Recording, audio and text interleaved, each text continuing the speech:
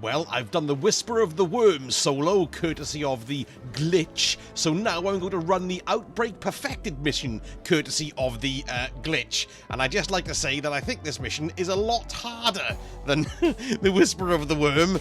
So let's see how I do then. Yeah, so there's Mithrax. We all know how to get him and start the 0-hour mission. He's in the farm. And here we go, straight into it. Now, he kills somebody over there, but you've just really got to get a bloody wiggle on absolutely immediately because you only have 20 minutes to do it. Now, I've been using my Void Sentinel Titan with 2 shields, you know, the bottom tree, and I've also been using my Risk Runner because that spreads the love. Look, as you can see, even the Void shielded ones are blowing up pretty much instantaneously. So, you know, it's worth having something that spreads the death like this. Another handy one could be the Hard Light. I have used that on a few runs.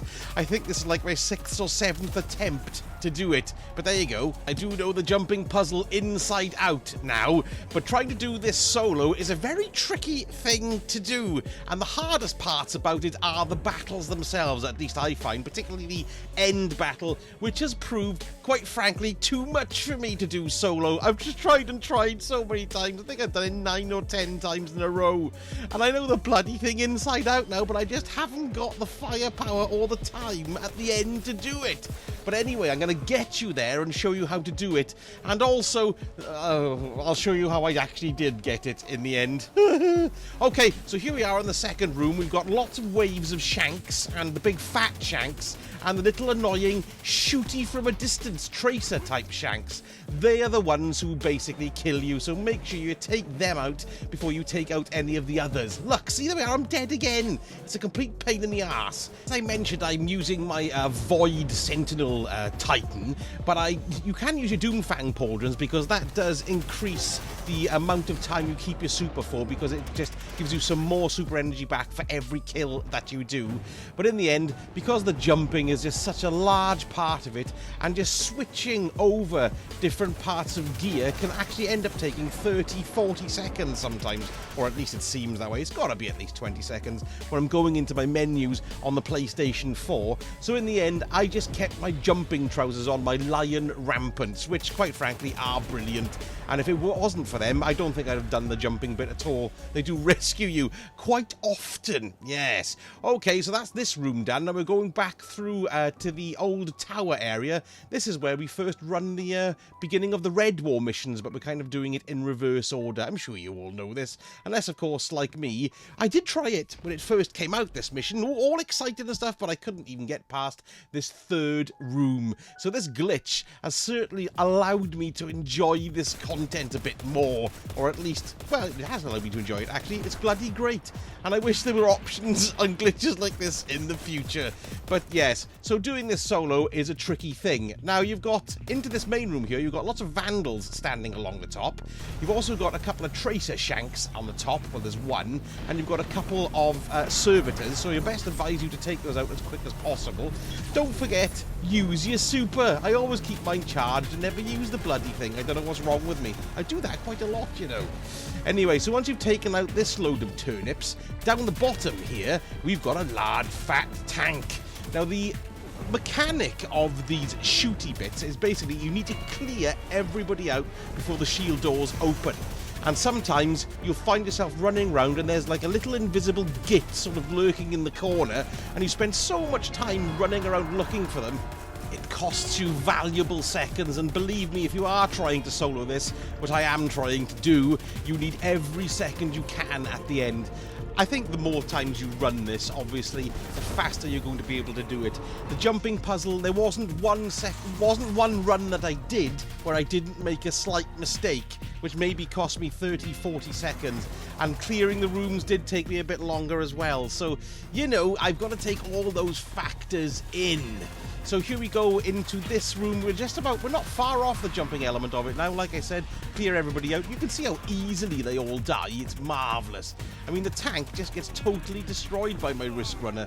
And quite frankly, it's just a pea shooter. But look, they can still kill you like buggery, so don't be complacent. That's my attitude anyway. Right, so shields down, onwards we go. You end up knowing it like the back of your hand, honest to God, because I've done it so many times. It's a great mission. I don't think it's as good as Whisper of the Worm, atmospherically speaking. And I think the puzzle is longer, and the jumping puzzle is a bit more contrived. But it's very good. And I do love the way it unfolded. It's a good mission. It's a really good mission, and I'd much rather see things like this in future than just go here, shoot 10 of them, shoot 12 of them, find that bit, do that. These bespoke missions are so much more fun, and they give it so much more gravitas to the actual weapon itself when you do finally get it. It's very, very exciting. Sometimes I think they make them a bit too hard as well, but then again, that might just me being complete rubbish and trying to do everything solo, which Destiny isn't about, really. It's about doing teamwork. But you know, I'm playing solo because, well, that's my angle, kids. Right, we're going to get to the jumping puzzle now, so make sure you've got your jumping trousers on, stompies for the hunter, or like lion rampants that I'm using here. I'm afraid I don't know the warlock equivalent because my poor warlock has been festering in the cupboard for yonks, something I must change.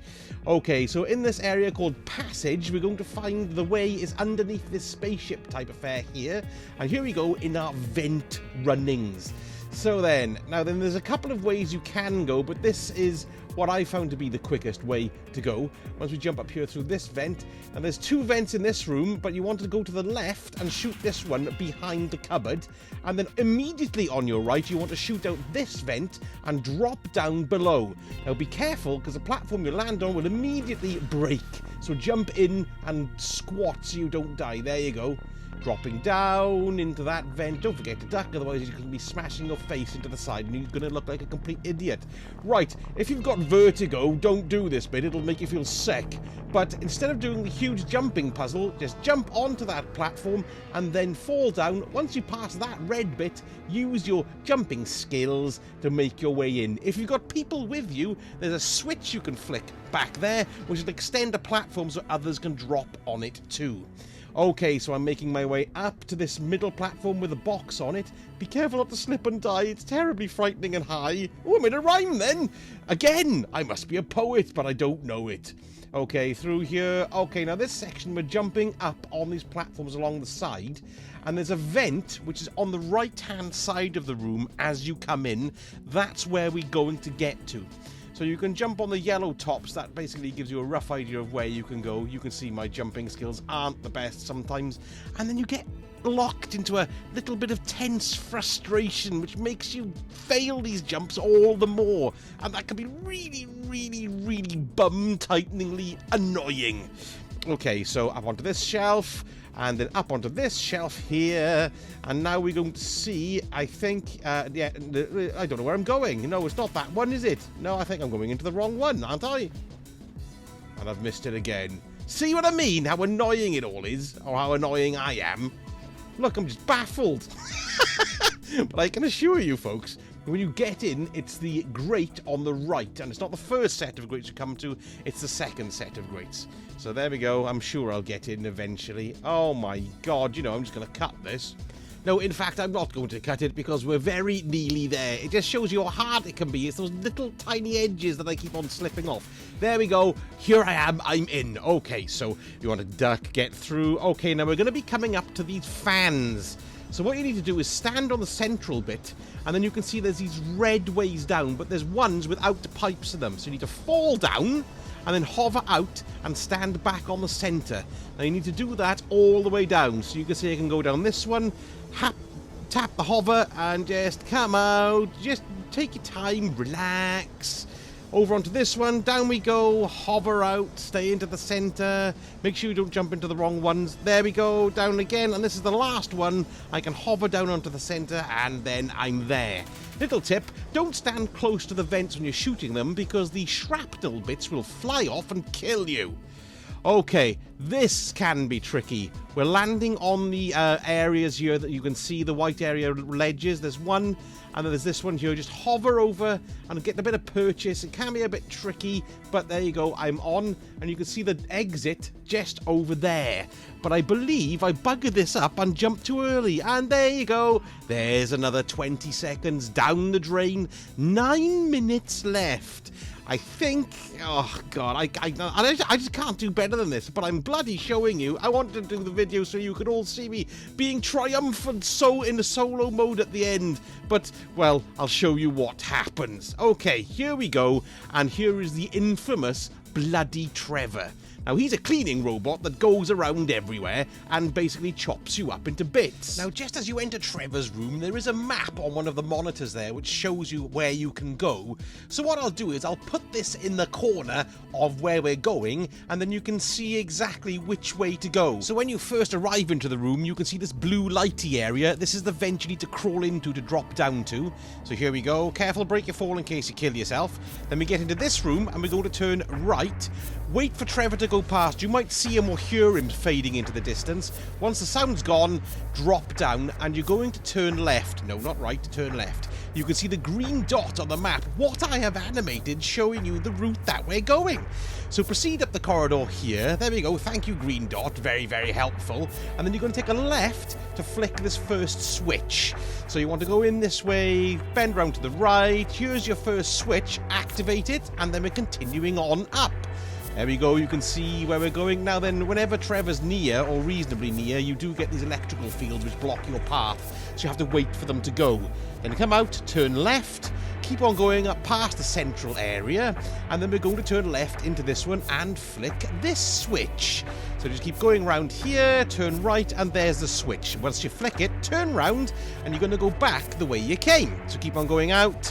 Hopefully there's going to be no electrical interferings. No, there's not. Oh, you can see a red light there. That means he was nearby. Don't worry. Then you want to take a right, then a left over the central area. Trevor can't get you here, so, you know, you can have a slight breather. 7 minutes, 17 seconds remaining. Oh, my God. Okay, so jumping over to the other side, and then once you get there, turn right, go down and turn left, and then we're going off to this cuboid area. Flick your switch and then spin around, boy, and come back, and then, well, wait for the electrical bits and bobs to bugger off first, and then once you come out, you want to take a right. So we're going up to flick the final switch. So leg it like buggery. You know, don't drag some poo in your trousers as you're going, because this can all be very, very frightening. There you go. You've taken a right, then you've taken a left, and this is the final switch. Flick that baby, and we're nearly done. Off out here, and there we go. We're going to stop at this junction. Wait. I think Trevor is going to shoot past us very, very soon. There's the red, the telltale red. Look how fast he goes. Yeah, you'll never outrun him. Go right, up to the end, take a left, keep going. Have patience, patience. There we go, nearly gone, and that's it. We've nearly done it, and here we are at the exit. Oh my God, there he is, and he's run away, and that's it. You've done the Trevor bit. Well done. Okay, no rest for the wicked. Jump on any one of these lift platforms and activate the buttons. Now, they seem to be bust, obviously deliberately, so it takes you slowly up in spits and sparts and fits and farts. And then once it reaches the apex, I'm going into my menu here because I'm thinking of changing a gun, but then I changed my mind. Once it gets to the top, it'll then drop sharply, so you want to jump off it just so that when you know you can get onto the platform like I did there. Otherwise, you'll drop down back to the bottom and lose loads more time. Okay, new grate, shoot that one. Now be careful going down here because it's basically a long sliding fall. So just as you see the floor coming into view, try and break your fall with a jump. Otherwise you'll bounce off to the end of the corridor and then you'll be killed. Here's an example of how long menus take on console. It's ridiculous. I just lost 10 seconds there changing to my Jotun. Okay, you want to go left and then you can see this vent here on the right. It's the only way out. And then this way and we're going to drop down into what's called the vault. Now there's a secret passage to go. It's on the back wall here with all these pipes on it. There's a little plaque. Just go up and hold down square and the thing will flick open. 4 minutes 55 seconds. Now you've got a bit of a jog to get to the final room, and this takes about 20 seconds to do as well. Now the final fight entails lots of shanks, a large fallen captain, 2 fallen walkers, and also a servitor. But you do have to destroy everything in the room before you can complete and get your Outbreak Prime. Now, I've got 4.5 minutes to do it. Well, let's just see, eh? But, okay, here we are. You can see where we're going. There's no route. There's no diversionary way to go. It's all straightforward. Keep on going until you get to this vent. And once you get into this vent, then you're going to be dropping down into the final room. It's quite a tricky fight. Even though everything's easier to kill, it's still very, very difficult. So you've got these vandals who are up there. They'll be taking pot shots at you the whole time, so take them out. And there's also a turret type affair. You need to take that out too, but they're pretty bloody tough. So you need to have something long range and effective. I'm using my scout rifle here, my Randy's throwing knife, but you might want to use a sniper to give you a bit more walloping power to finishing them off a bit more quickly. So once that one's done, it's exactly the same thing mirrored over the other side. So you want to jump over to the other side and take that one out there. You can see the fallen captain there. You want to avoid giving him too much damage at this point, otherwise the old servitor will turn up and make your life even more tricky. So what have we got here? 3 minutes 20 seconds, and you can see I could have had longer if I hadn't taken a few falls on the way, but still, I don't know. We'll see how we go. Yes. So once this turret is destroyed, then I would start shooting the fallen captain, and then once you've dealt some damage to that turnip, you'll get the servitor appearing. So here we go. Where is he? There he is, always lurking in the center there. It's quite handy to pick up some ammo as well as best you can. 2 minutes 49 seconds. Oh my god, this is going to be close. Right, okay, I'm going to use my Jotun to see if I can get some health off him, but the moment I start attacking him, lo and behold, you start to get the servitor and all the shanks that turn up as well. There he is, hello. So once you start piling on him, you get him with a swarm of shanks on one end, and then you also get shanks flanking you to your left, look there, and to your right. And they all have different shields too, so if you're looking to get the shield explosion by matching the weapon type, the energy type, is very, very difficult. And there you go, I've been killed. Back into the fray, I've got my hammerhead out this time to deal some lovely damage. Look, he gets killed pretty quickly, so, you know, if you're very adept with your weapons and you've got enough time, I do think that this is very, very doable. But these shanks are a right pain in the backside, so I would really try and take them out as quickly as you can too. Which is why I suggested a hard light earlier, because you can flick through the different energy types to disorient the shields, and the resulting poppy blast will also take out the shank's neighbours, you see, because these guys are all solar, some of them are void, and some of them are arc, and they're giving you an absolute pasting. Look at it. It's really, really difficult. The blocks you can see here, the cargo containers, they do provide some decent amount of cover too, but you've really got to concentrate your efforts on one area at a time and be systematic in what you're going to kill. You can see the main mistake that I'm making here is just running around like a blue-ass fly, trying to shoot everything all at once. Concentrate, be aware of the fire that's coming in from the left and the right and behind you, and keep your stuff together, because that's the only way I believe you're going to do it. Now, once you've started clearing out the dregs and the shanks, what happens next is the tanks appear on the side, the walkers, the big walkers. So you've got to take them out as well, and then finally take out any remaining adds. There's the tanks. Give them a good kicking if you can. What have I got? 31 seconds? Oh my goodness me. What do you think, viewers? Do you think I'm going to do it? Or do you think I haven't got a snowball's chance in hell? That's right, I haven't got a snowball's chance in hell, as you can see. And just to prove it, here we go. Coming to the end. 4, 3, 2, 1, and bum. So yes, it was quite tricky. So I went to go and have another go, and there was a chap here called Diamond Geezer 92, and I owe him everything, because he was there going, come on, come with me. So I did, and we ran the whole thing, and he got there, look, with like about 8 minutes to spare, and I just dropped in. There's Mithrax, and everyone was dead. The guy's an absolute superhero legend, and I can't thank him enough. And I messaged him and I told him how marvelously grateful I was, but he is the strong silent type, I think, and was just really happy to be helping. What a lovely community we have here on Destiny. I was delighted. So thank you, Diamond Geezer. You were marvellous. And I've got my Outbreak perfected. And I am chuffed. Trouble is, it's a bit rubbish. Never mind, eh? Time Sausages Gaming Channel.